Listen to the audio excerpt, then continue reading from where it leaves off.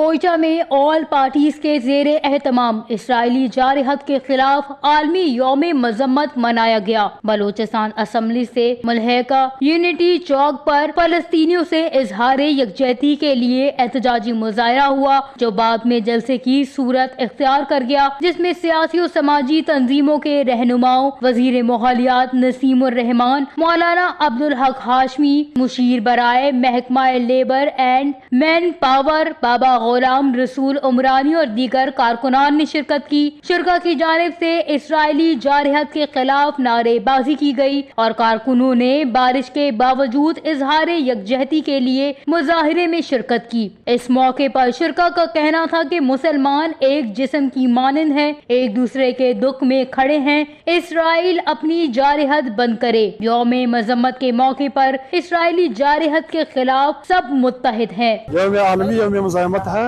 تو اس دن فلسطین کے مظلوم مسلمانوں پہ اسرائیل کی جو غارت اور بربریت جاری رہا، اس میں تقریباً 40,000 سے زائد بچے اور معصوم عورتیں شہید ہو گئے ہیں۔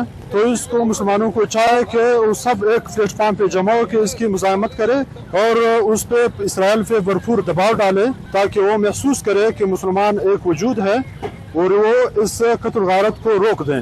تو یہ ہم سب مسلمانوں پہ فرض بنتا ہے۔ دوسری جانب مولانا عبدالحق ہاشمی کا کہنا تھا کہ حکومت اور اپوزیشن مظلوم فلسطینیوں کے ساتھ کھڑی ہے۔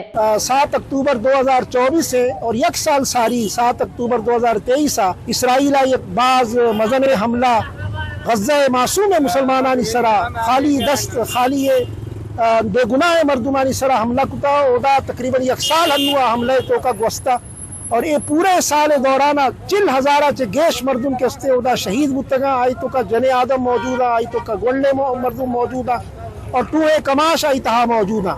ماں مرچی روچ ہمیں حسابہ کہ اسرائیل سرا یہ قسم دباؤ پیدا بھی ماں حکومت پاکستان ہو اپیل کتا کہ آگو ماں اے ایونٹ تہا شراکت پکا۔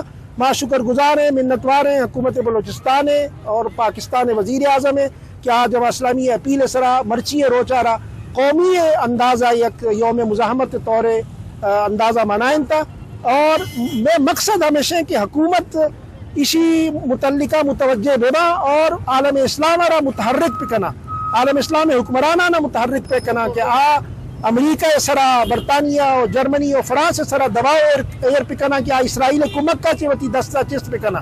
ان کا مزید کہنا تھا کہ یوم مذمت سرکاری طور پر منانا خوش آئین ہے۔ پوری دنیا کے مسلم ممالک سے کہتے ہیں کہ اس ظلم کے خلاف متحد ہو کر آواز اٹھائیں۔ یوم مذمت کے موقع پر سیاسی رہنماؤں کی جانب سے فلسطینی عوام کے لیے اجتماعی دعا بھی کی گئی۔ وش نیوز، کوئٹہ، بلوچستان۔